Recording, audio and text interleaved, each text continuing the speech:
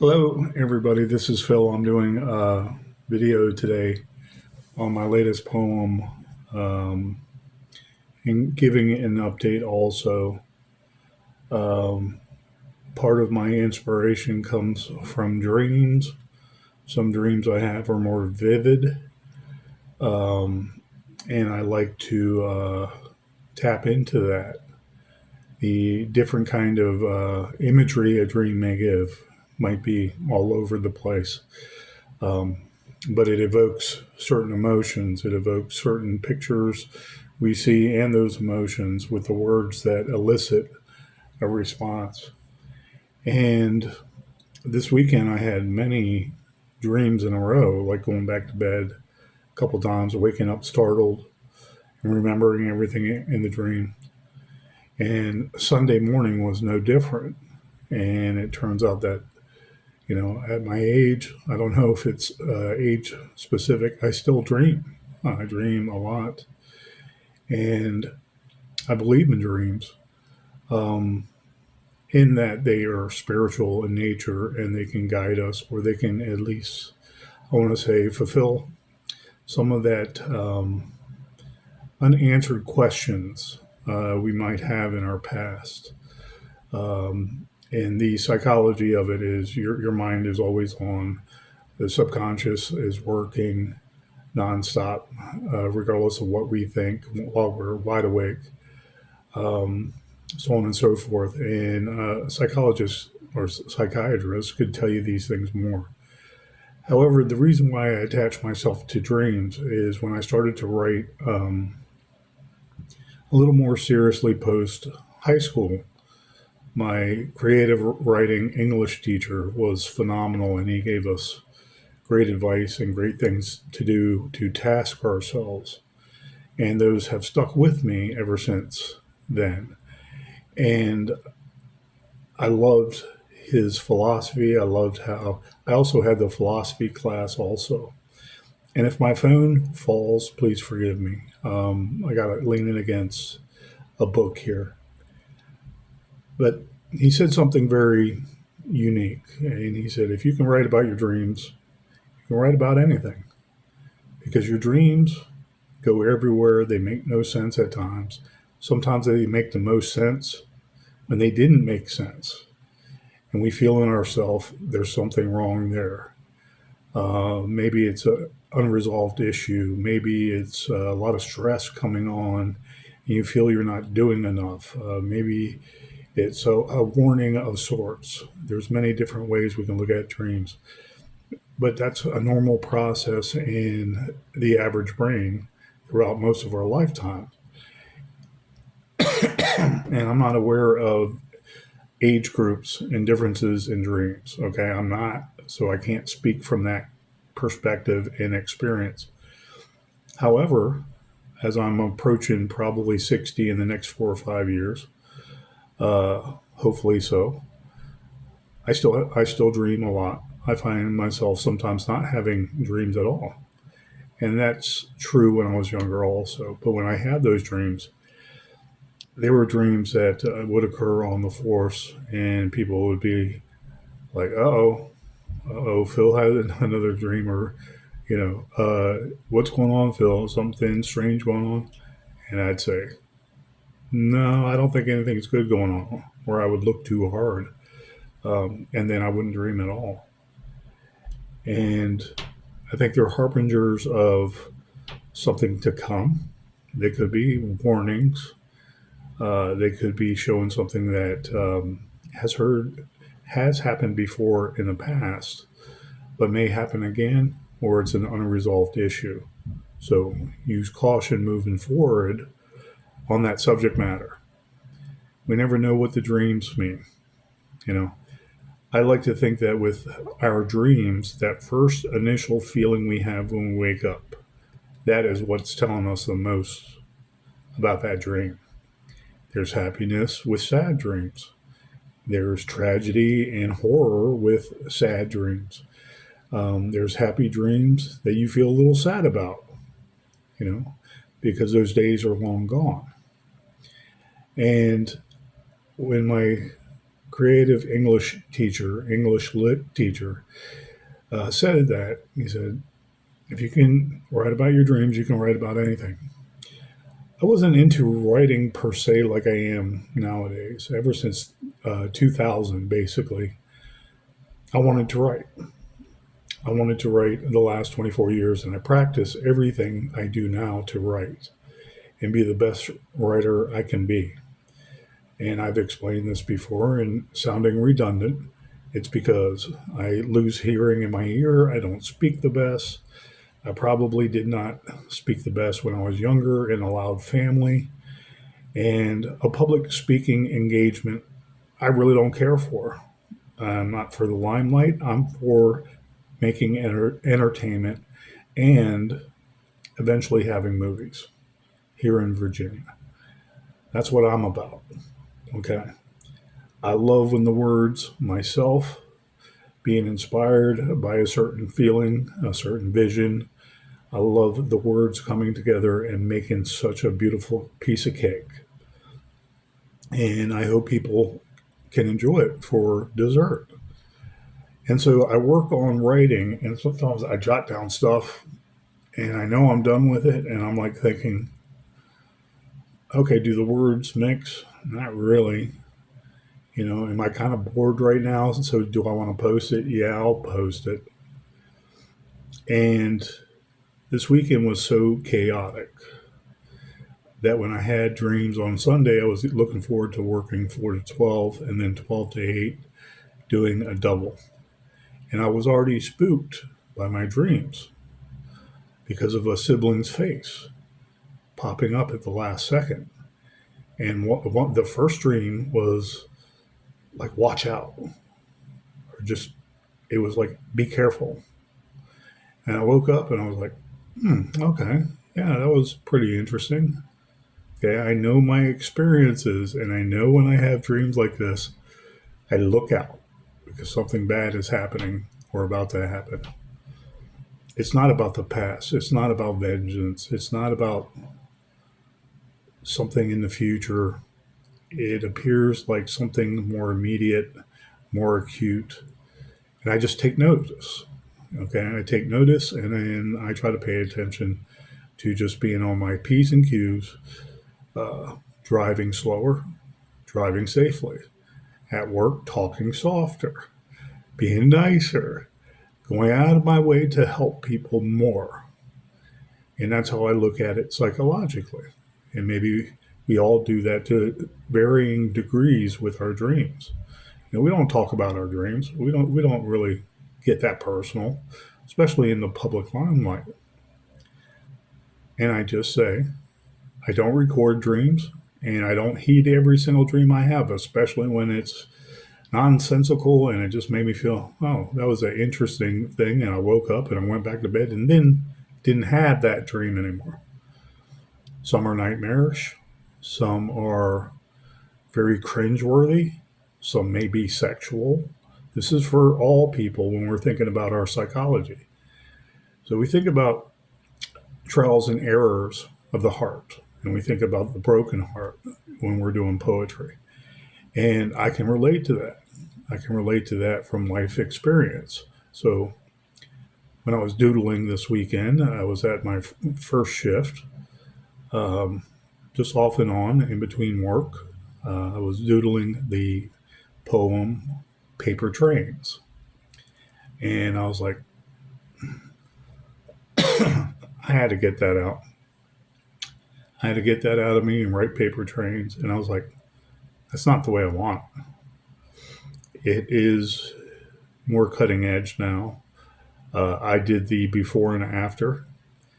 I revamped it. I had time to sit down because of the events I'm going to describe. And in essence, I didn't like it, the first draft. I posted it anyways over a few hours period in between work, walking around and just doodling on my phone, and everything went well. And so I'm thinking, okay, nothing bad happened, and I'm just spooked. I'm just spooked. So I'm driving up the road. I'm leaving to go to my second duty assignment. Someone rode my butt. I don't think it's related to this incident I'm about to talk about. But somebody basically rode up on my bumper, and I remember it was a truck, but I don't remember what it looked like. And I basically did a tap dance on the brake real quick. I didn't slam on the brakes. I just tapped it so the light came on and kept on going. I was still speeding up, and it wasn't like I was slowed to begin with, but the speed limit was 55, and this guy was doing close to 75. And so I drove up another 20 miles. I turned right on a road, and I went to 66, and I went down another road. I'm like, man, I'm hungry. So I went to have a hamburger local to Manassas, Virginia. And I was like, okay. So I drive out of the parking lot, and I saw lights way down the road to my left hand side. And I was like, okay, I got this. And I didn't think anything of it. And I pulled out and I drove forward some. And then all of a sudden, the lights were getting super bright. I can't describe it because it wasn't like slow motion. It was like I saw everything as it happened.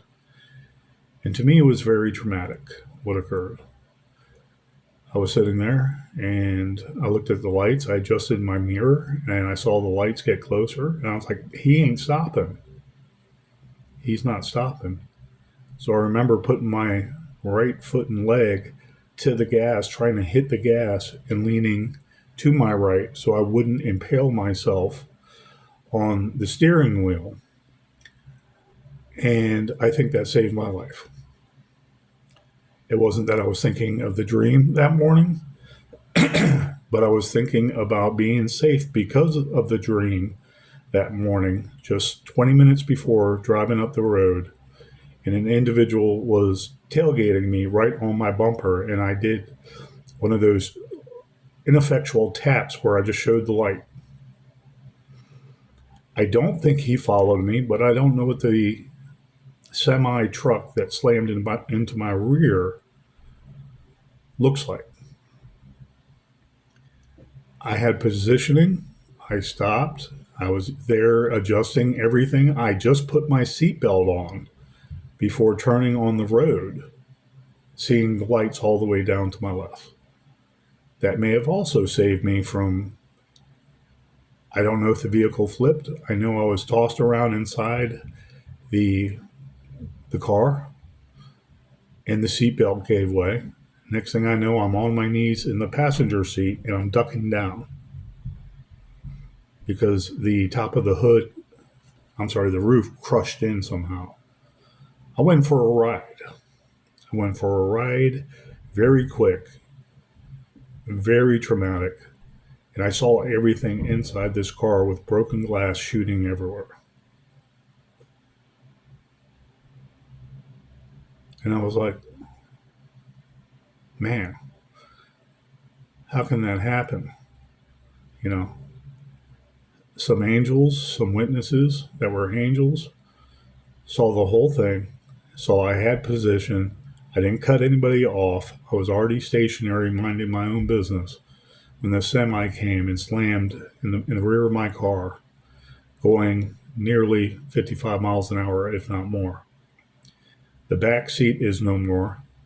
There's like a quarter of the back seat you can look down into, and you can't reach in underneath it because the whole rear of the vehicle, from the light to the far left, all the way to the rear passenger side door, was crushed in. And I got to see the car today. So, anyways, these angels went to the small side where I was at first. They didn't believe I survived what I survived. I didn't believe I survived what I survived. I thought something went through me and I was about to bleed out. That was the biggest fear I had when I started to realize what happened, because it happened fairly quick and I saw everything. But you're still in that zone, You're still in that zone. And they went to the driver's side, and the driver's side was it was more open. So they pulled the door a couple times outwards, and they said, this way, come on out, sir, come on out. And they walked me to the median. And I was sitting there on my knees. My chest was super hyperventilating and whatever you want to call it, beating so fast, defibrillating, I guess. I don't know. Not slowing to a stop, but speeding up. By the time they got me in an ambulance and took me to the hospital, they said, "Yeah, your blood pressure is a little high. Do you always have blood pressure?" I said, "I've always had blood pressure since higher blood pressure. It's just my body. Even when I'm in great shape, it's a little high." But they said, "Well, yours is 190 over whatever it was, and it's pretty high." And I said, "Okay, well, I think I'm going to need some pain medication because I realize I don't have holes in me. I just have bruises and scrapes all over my body and the back of my head." They were concerned about my head because one little gouge in the back of my head bled worse and looked worse than it actually was. But I have a bruise on there now. I have bruises and scratches all over me. Some of the bruises are from them trying to basically put an IV in. So I was like, man, this sucks. I remember thinking, go on Facebook and try to put an APB out for a white semi that they were talking about looking for, because that's what hit me. And I'm like, fuck, hit by a semi? I wrote about that in Trill of the Red Robin that's still sitting on ice. And the main character got amnesia because he walked in the middle of a crosswalk. And a semi is in the middle of town just driving normally, and he slammed on the brakes at the last second because the main character he was dazed, and the truck bumped him, and it was enough to knock him down but not kill him.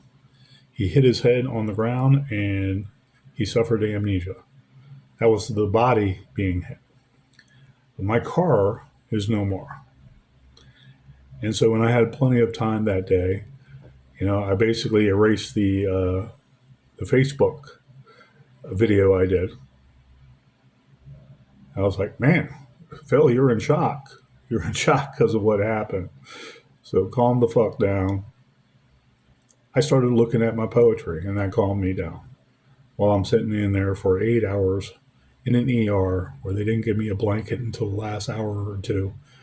They finally did an MRI everywhere. They said, you're not concussed with brain bleeding. You're very lucky. You're going to be feeling it a few days, maybe a week or so. And I'm like, yeah, I can already feel it. My neck hurts.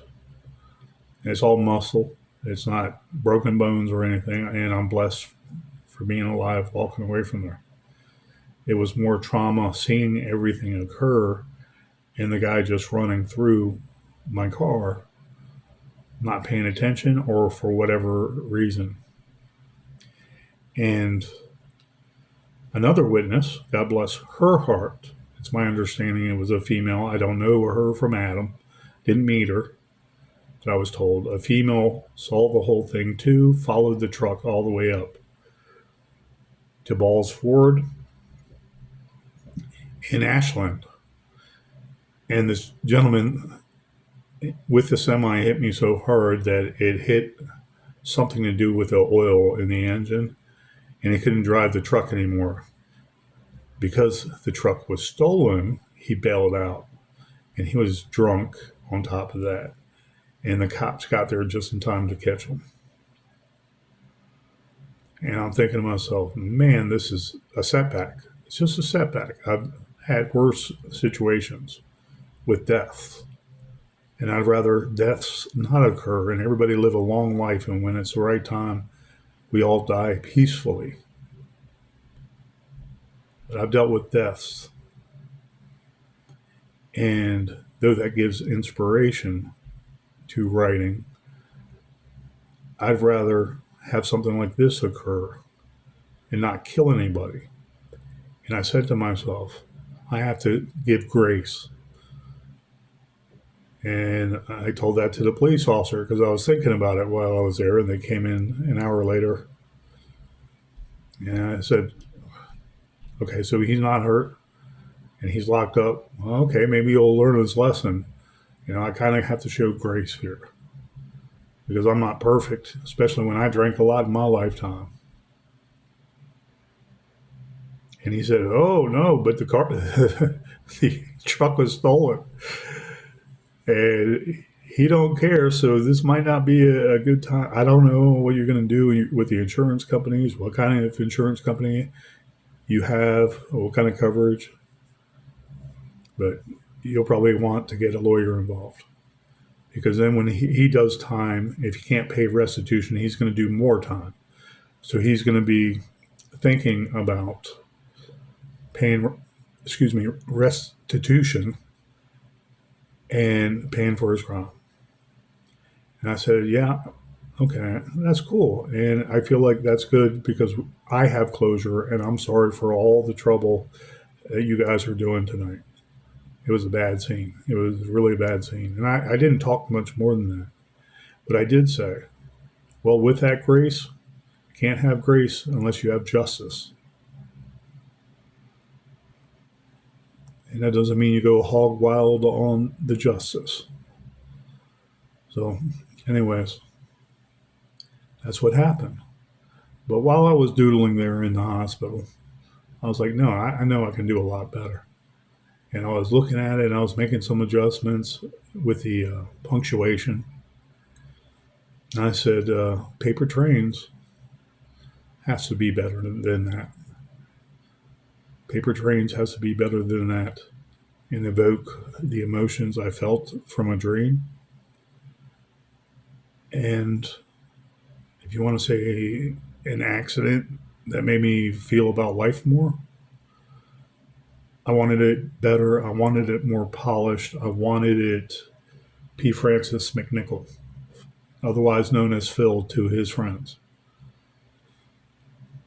And it made me thank God also that I'm still alive to talk about it. I contacted people from work by text. You can tell who your friends are when they answer right away. Oh my God, OMG, and they're freaking trying to call you.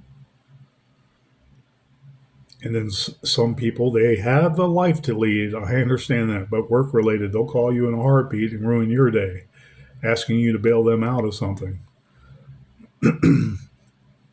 But then when they're in charge too, it's an overnight thing too. So throw that into the mix. I understand. People have to sleep. And it just made me feel more nostalgic. It made me feel more pained, more like I have a broken heart and I shouldn't. And it made me reflect some of my past, but a lot of my future with my children. So as soon as I got home, I contacted my sons and I needed to see them as soon as possible. And it was by the afternoon I got some sleep. As soon as I woke up, their mom was ready and she could put everybody on Facebook.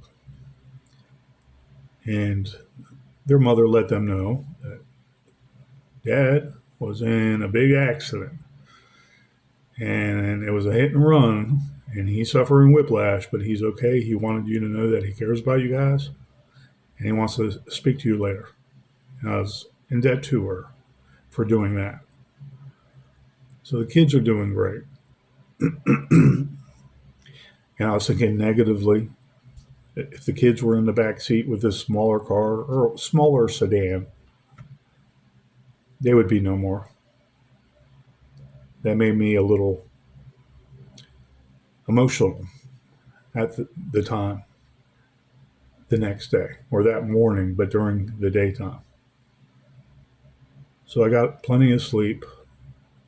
And then I really hit it Monday evening and Tuesday, polishing up paper trains, but also talking about an inspiration. Paper trains is something like paper tigers. I've done I know maybe 30, 20 to 30 poems ago. And I know the rhymes for the chorus, okay, the repeating lines. I know they're similar, if not. They're off the top of my head, but I know I did them before. They were so similar, they're in my mind. Part of that, when we talk about our inspiration, is me and my friend we're talking at work about old. We always talk about old songs, and he go like, "What's this one song?" I go, "Da da da da da da." What whatever. And I was saying, "The robin goes the sun," something like that. And he said, "Yeah, that's a trolley song." I said, "Yeah, there's a song like that." And we were talking about the trolley song for like 3 hours. It's like I don't remember the Broadway hit, using the trolley song or the musical movie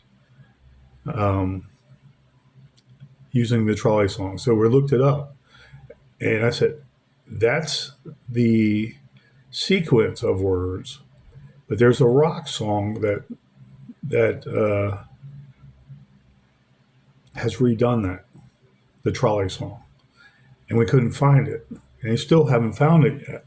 And I heard it on the radio since then. I couldn't get the name of the song. I don't know if there was a lawsuit, but it was like a classic rock song from the late 70s. And if it wasn't from the trolley song, then please forgive me. But that's what came to mind when he was doing the humming and everything. And so that stuck with me, the trolley. And that stuck with me how some kids, when they're poor, they couldn't have a train set.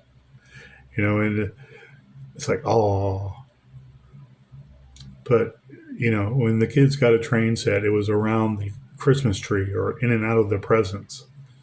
And the father would start it, maybe it's electrical, somehow self propelling. And the kids would wake up and like, oh, you got a train. That's so awesome. And kids playing with trains when they're younger. And a lot of children don't always have that. A lot of children don't have those toys. They might get one toy a year that's very heartfelt, but they'll see something. And I'm not saying the kid is being selfish, looking at other kids or super jealous, but the kid looks at them and is like, oh, they got a lot of toys. Not mad at them, not envious, not really jealous. But what's wrong here, mom, dad? What's wrong here, headmaster? None. What's wrong here, foster mother, foster father? What's wrong here, jailer? When I'm a child and I get in trouble and I don't know myself.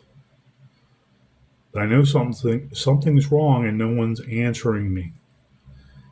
When everybody else gets that little train, a little train set, or a little track that you can buy a set, put it on there, and add a piece of that train as you go in the next month, 2 months.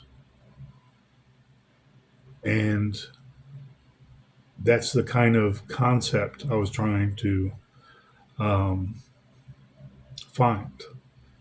Not with the first draft, but with the second draft. I mean, the whole feeling I had since I did the first draft, but it was not even close to what I wanted to do.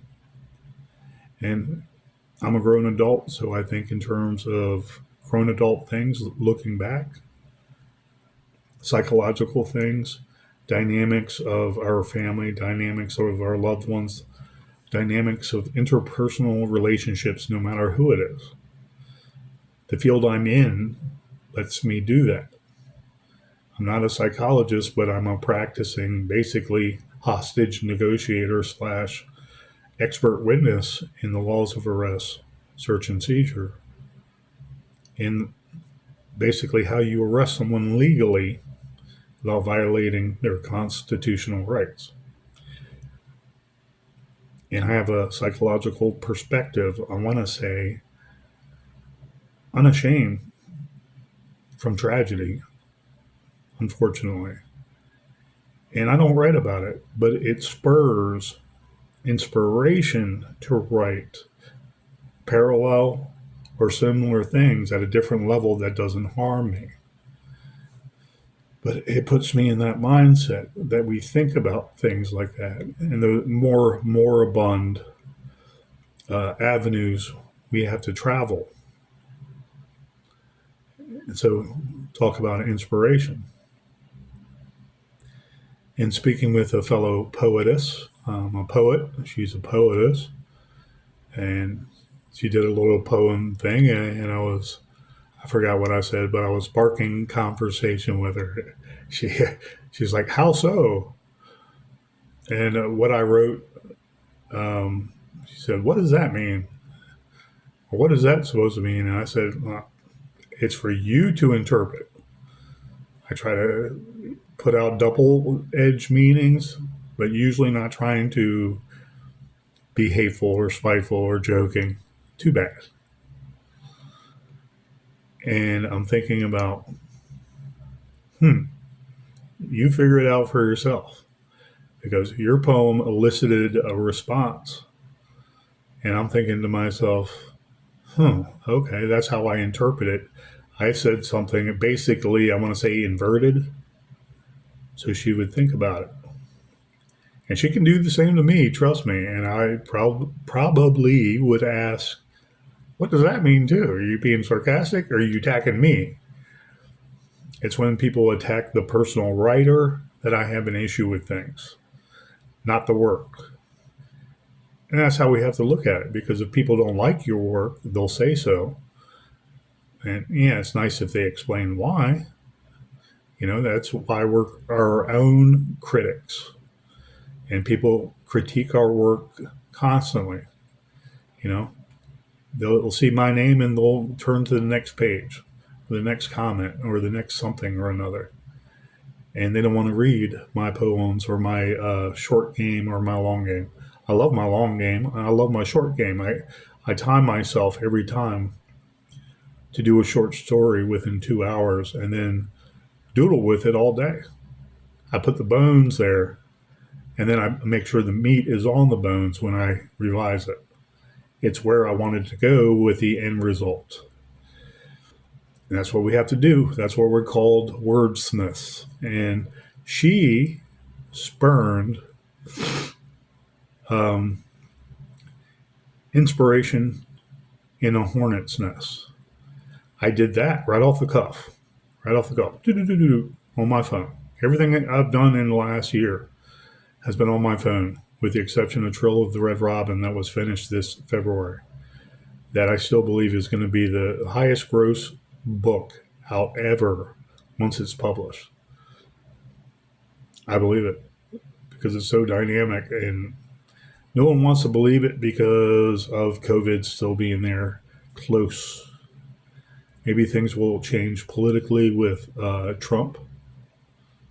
Let's hope something better. A renaissance of entertainment from all people, liberals. Liberals are great actors, okay, great linguists. You know, is it something we want to pay money to? If they're undercutting us and we're the ones that are paying for their art, it's for you to decide. I have my decisions already made. Let's bloviate here. I want Renaissance in Virginia. Virginia costs so much to go to a park. Why? To go to a park and videotape to do a movie. Why? Is it because of rights? Okay. Why can't we go to anywhere in public and videotape and not have to contact Virginia State? This is a renaissance I'm talking about, where people want to see movies in Virginia. People want to see more freedom of expression. Okay? And I'm not talking about running around naked. I'm not talking about running down the street. I'm not talking about being on video in front of courthouse, drinking urine, or putting a crucifix in urine. I'm talking about art from the heart and, a different style of writing, maybe something that just spurs everybody's imagination and is its own mind fuck. I don't know, excuse my language, but I'm not trying to cuss all day long. And so I watch horror movies. That's why I watch horror movies, because I want to see a good horror movie, relax, say, oh, that's a nice twist on something. That made me think of something too. That's Renaissance. That's inspiration. So I wrote inspiration in a hornet's nest because I've been doing this a long time, but I remember the MySpace days and jerk offs jumping in, attacking me personally. And I was like, motherfucker, if me and you were near each other, you would not be saying that. And I can outright you in 2 hours. It would take you all day because I practice and I am working on me being the best, especially out of Virginia. But I'm like, Virginia, how come we don't have more guilds and more colleges developing thespian acts and plays and programs to teach acting and literature with that? I mean, classical literature, anything you want. But also, these are trained actors, so they can go right to Hollywood if they had to and say, what is Juilliard School of the Arts or whatever? I don't care. But they can say, well, this person came from Virginia, VCU. This person came from Virginia Tech. Wow. And look, they do have a thespian degree or acting degree, drama degree with all this acting ability. Let's see what they can do right here in front of the camera and then sign them up. But do it here in Virginia.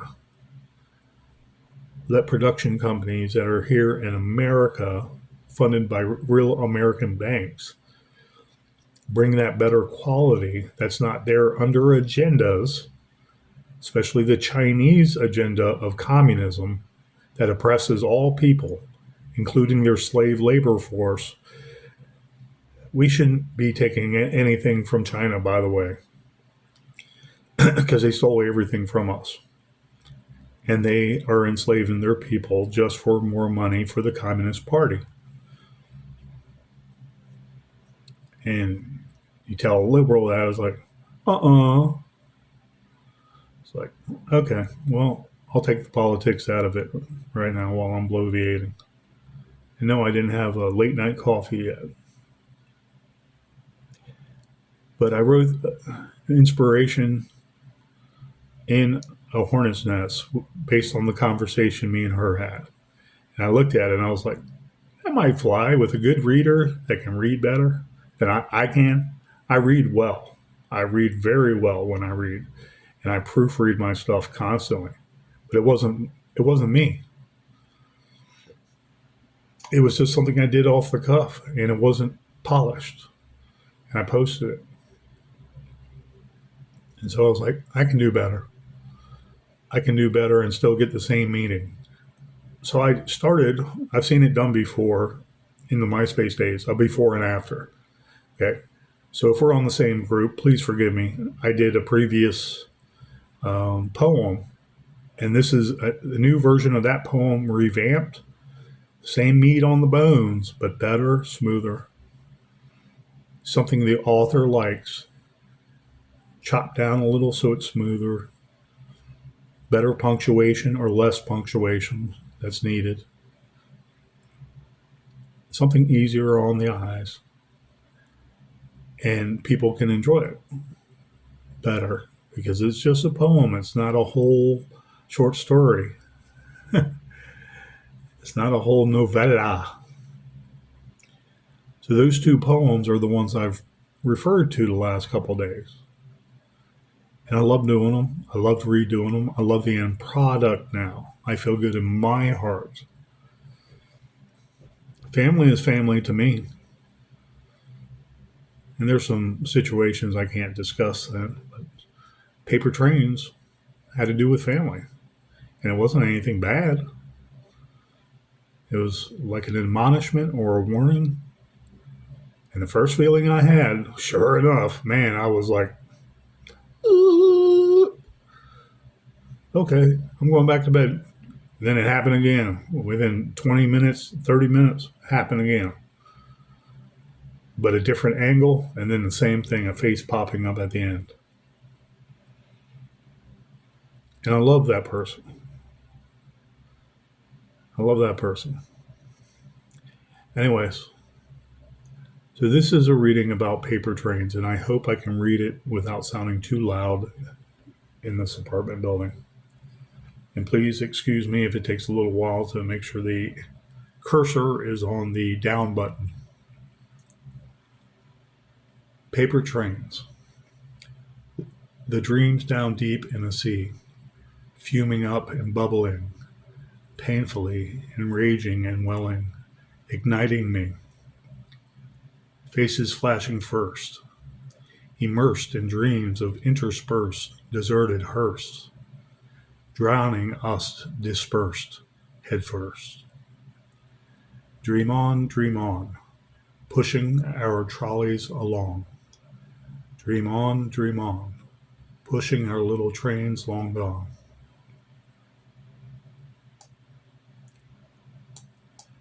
Sister, what has become of you through all the abusive Bachu? Of them too, our headmaster guru and taboo nun, Miss Andrews. Choosing ghosts, a barren mother hostess, coasting, married the most, foisting creme de la creme toast, silently coaxing me roasting. Dream on, pushing our trolleys along. Dream on, pushing our little trains long gone. Boiling and festering, abandoned and guilting, your underling sibling found crying in a cellar, singing elegies, hanging. Nothing I say may assuage, my body washing away nowadays, obeying your jaded modern day mores till this very day. Dream on, pushing our trolleys along. Dream on, pushing our little trains long gone.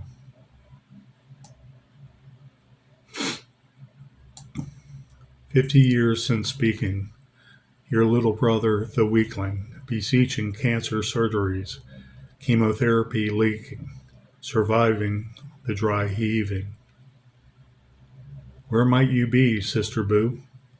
It's not like I accused all of you so confused, staring at the abuse from your refuge in rooms with a view. Dream on, pushing our trolleys along. Dream on, pushing our little trains long gone. Older sisterling, my ugly duckling, fancying nephews and nieces answering, never believing my condemning eulogizing. Hear my soliloquy, in effigy fallen deftly, buttery tears in your flattering cemetery, christening an immortal mortuary. Dream on, pushing our trolleys along. Dream on, pushing our little trains long gone. The end. That was how I wanted to write paper trains. And I think I got the train motif or train genre out of my system. And I think about the children they're playing. They might have been put in a court system, in the juvenile system, or the social services system. Let me say that the right way. where they didn't do anything wrong, but they're basically dealing with criminal parents, drunkards, and drug users, and they don't have that train set. And they found other ways to survive by going elsewhere, playing down in the basement, hanging on the rafters in an unfinished basement, hanging on the steps, the rear of the steps. I used to do that as a kid. I think we all have. But making up your own little fantasy world with your brother or sister, you know. Oh, here's a book here. We'll make this the beginning of the train, and we'll make another book behind it. And you push all the books, like 15 books together, all the way across the basement floor. And you're basically supplanting that toy that you got from a loving parent and loving mom and dad. So I wanted to capture some of that. And some of that was spurred by the dream Sunday morning. And it was just a weird, weird Sunday I hope never to repeat again in my life.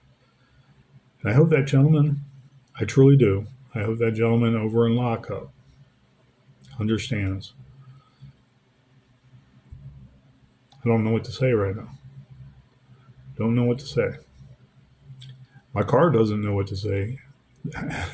Seeing how crumpled it was today from the rear, it's like toast. Everybody was like, we're surprised anyone survived, especially walking away from it. And I was weak kneed. I was weak kneed after that. I have to admit it. Maybe the air was knocked out of me when everything occurred. I don't have trauma to my chest cavity, but maybe it knocked the air out of my belly or hit upward some. And I'm glad to be alive. I'm glad to be alive, talk about it, not let it affect me going forward, do some poetry about it. I won't do a poetry about that specific event, but there was something more to me with paper trains I wanted to do and do it justice. The inspiration, wherever it came from, for whatever reason, I'm proud of it. I'm happy about it. And I put it in a blood red sea. That's one of the keepers. And it might not be the best compared to a lot of people. I don't care. It's what I wanted to capture and just hold on to for a minute. And I love doing it. And I hope people can enjoy it in the future. I hope everything I write in the future could be looked at 200 years from now. Say, that was not bad. That was different. These people really thought like that even back then, 200 years ago?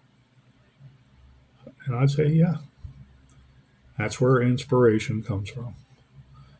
You know, the human heart, the human mind, the human soul working together, all three of them. And I just want to say thank you to Lord Jesus Christ for letting me live one more day today. I'm very grateful. Thank you guys. Have a great night and be safe this weekend. Take care.